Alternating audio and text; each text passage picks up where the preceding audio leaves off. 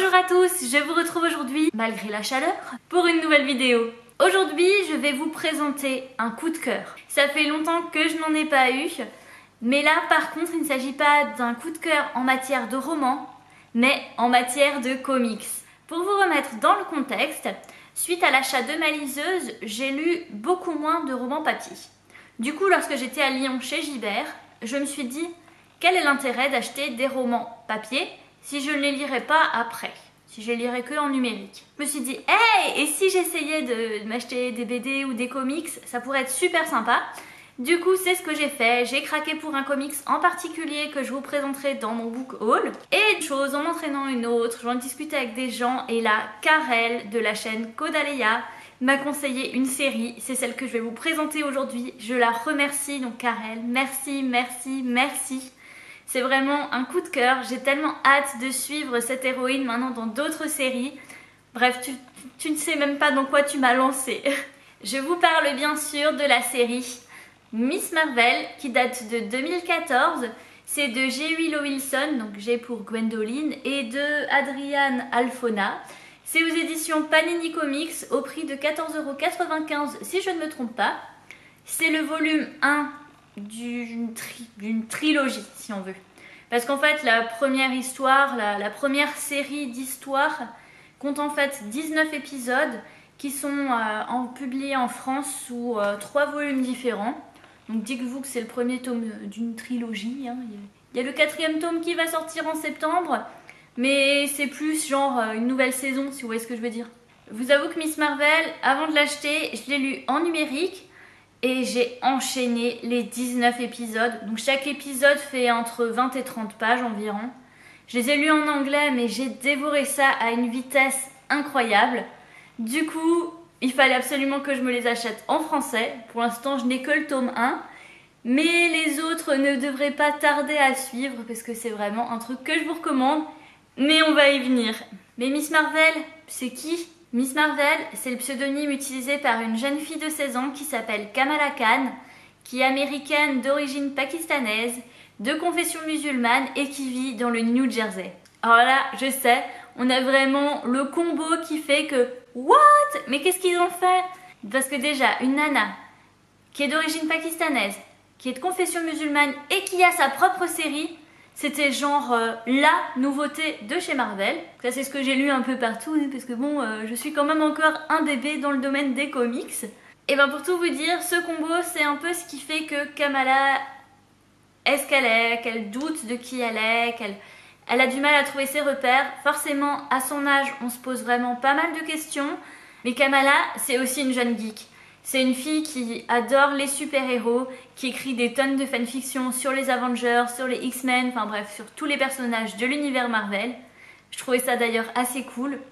Et elle idolâtre Carol Danvers, qui est en fait anciennement Miss Marvel, mais qui est maintenant Captain Marvel. Comme tout le monde, elle a des amis sur qui elle peut compter. D'un côté, elle a Nakia, une jeune fille qui est également musulmane, si j'ai bien compris. Et de l'autre côté, elle a Bruno, son meilleur ami, son acolyte, c'est un petit peu son Alfred à elle. Si vous avez lu Batman, il est tout le temps là pour la secourir lorsqu'elle a besoin de lui. C'est un peu le cerveau, il fabrique des trucs et tout, enfin bref, il est trop cool. Maintenant que vous connaissez un peu mieux le personnage, on va passer à l'histoire. Donc comme je vous ai posé les bases, vous savez maintenant que Kamala est une jeune fille plutôt normale, plutôt comme nous, qui doute beaucoup, qui se pose pas mal de questions. Forcément, entre ses origines, sa nationalité, elle a parfois du mal à voir qui elle est vraiment. Le fait que ses camarades ne l'acceptent pas complètement n'aide pas non plus. C'est vrai que ses parents sont assez conservateurs, ils l'empêchent de faire vraiment beaucoup de choses, genre limite traîner avec un garçon, c'est genre partir en soirée à une fête, c'est complètement interdit. Pourtant, c'est ce que Kamala va faire. Elle va faire le mur pour aller à une fête. À la fête, elle va se rendre compte que c'est pas en se faisant passer pour quelqu'un d'autre qu'elle se fera davantage intégrer. En rentrant de la fête, elle va tomber sur un nuage, une espèce de brouillard radioactif, dont je ne me souviens plus du nom. Parce que forcément, j'ai lu ce nom genre 3 fois. Je suis débutante dans l'univers, il ne faut pas m'en vouloir. Toujours est-il que suite à ce nuage, elle tombe dans les pommes et lorsqu'elle se réveille, pac, elle a des super pouvoirs, notamment le pouvoir de pouvoir prendre l'apparence de quelqu'un d'autre, de changer son apparence également, de se régénérer et j'en passe. Vous allez vous dire, mais pourquoi t'aimes autant? Déjà, j'ai trouvé Kamala hyper touchante et attachante.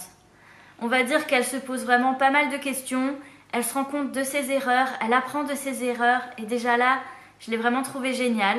De plus, elle se pose vraiment pas mal de questions, elle remet en cause certaines choses dans sa religion et ça, j'ai trouvé que c'était vraiment génial. Parce que vous voyez, c'est vraiment pas le genre de comics qui vous dit « Ah, la religion musulmane, c'est trop bien, c'est machin ». Non, pas du tout. Là, c'est vraiment... on nous parle un peu de la religion, c'est pas ce qui est primordial. Et en même temps, l'héroïne se pose vraiment des questions, elle remet en cause certaines choses. On se rend compte que là, J. Willow Wilson est passée par là, qu'elle a déjà eu les mêmes interrogations. Et ça, j'ai trouvé que c'était vraiment très bien écrit, très bien fait. On sent que c'est du vécu, c'est pas... Voilà, c'est pas inventé. J'ai également adoré cette histoire parce qu'on a ici affaire à une super héroïne. Qui dit super héroïne dit forcément super vilain. Et forcément, avec tout ça, ça fait des combats, des scènes d'action, ça fait des choses, on ne s'ennuie pas du tout. Ensuite, j'ai adoré l'humour. Forcément, Kamala, lorsqu'on la rencontre au début, elle est on ne peut plus normale. Puis d'un coup, ses pouvoirs se dévoilent au grand jour. Et forcément, elle ne sait pas les maîtriser au début. Et donc, on va vraiment avoir toute une phase où elle découvre tout ce dont elle est capable, elle essaye de le maîtriser, mais elle n'y arrive pas forcément. Et ça, j'ai trouvé que c'était vraiment génial, c'était très drôle. Voilà, c'est quelque chose que j'ai vraiment adoré. Bien évidemment, il y a également eu beaucoup d'amitié, d'amour, de sentiments, de trahison, limite de la politique. Bref, c'était tout ce que j'aime, c'était génial.